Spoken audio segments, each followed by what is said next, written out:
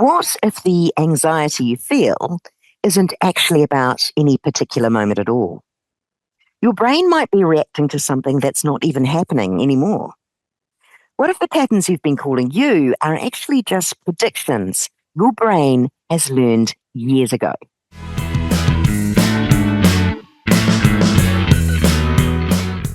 Welcome to ADH Difference Strategies. I'm Julie Legg, your host, author of The Missing Piece and an ADHD advocate. Over the years, I've had the privilege of speaking with incredible guests, unpacking real-life strategies, mindsets, and tools for navigating ADHD. This Bitesized series brings those insights together. Short, practical, and ready to use.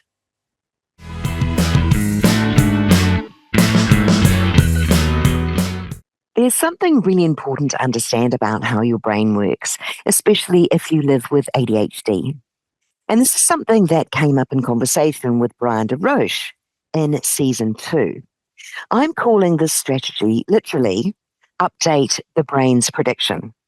And it's one of those ideas that can quietly change how you see yourself and your reactions. Before we get into it, I'm going to let Brian explain part of this in his own words. If I introduce to the brain information that contradicts what it predicts is going to happen because of what I learned will happen in the past, and the brain is predicting it, creates anxiety, and I introduce a prediction correction to the brain recognizes the difference, the mismatch. And because it is an updating process, it learns, adapts, and it predicts. It will then unlock or unwire that neural network. Quite literally, unwire it.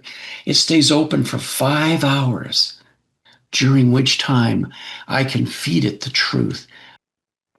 Your brain is always predicting, constantly. It's scanning situations, people, conversations, opportunities, and quietly asking, what's going to happen here? And based on past experiences, it makes a call. The thing is, a lot of those predictions were formed a long time ago, often in childhood, often through repetition, and often through experiences that weren't exactly kind or understanding. So over time, your brain may have learned things like speaking up leads to embarrassment, making mistakes leads to shame, or being yourself leads to rejection. Not consciously, but implicitly. These hidden memories have knotted themselves into some kind of truth. And those predictions don't just sit there as thoughts, they show up as feelings. Anxiety, hesitation, that strange push-pull feeling where parts of you wants to go forward and another part hits the brakes, that 1 foot on the gas, 1 foot on the brake feeling. For a long time, psychology believed those emotional patterns were fixed, that once they were formed, you could only manage them. But neuroscience tells us something very different. The brain can update its emotional learning. Through a process called memory reconsolidation, the brain can actually revise old prediction when it experiences something that doesn't match what it expected. So if your brain predicts rejection and instead you're accepted, that creates a mismatch. And that mismatch is where change happens because your brain goes, wait, that's not what I thought would happen. And in that moment, it unlocks this neural network and it's ready for an update. So the first step is simply noticing. Notice those moments when you feel stuck, where you want to speak but don't, where you want to try but hesitate, when something feels bigger or scarier than it logically should. And that's your brain running an old prediction. Then ask yourself, what does my brain think is going to happen here? You might hear something like, I'll look stupid. They won't like me. I'll mess this up. And when you hear it, instead of treating it like truth, treat it like a prediction. And the next step is where the shift happens. Look for opportunities to gently contradict that prediction, not in a forced or overwhelming way, but in small, manageable ways. You speak up and someone listens.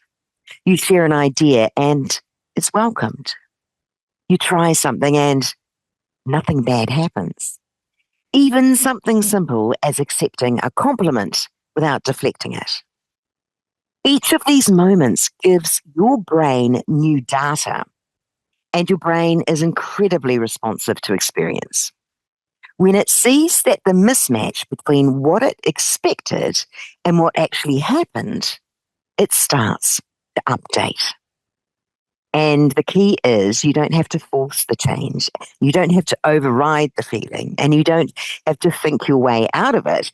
You just need to create the conditions for your brain to learn something new and then repeat it because repetition strengthens the update.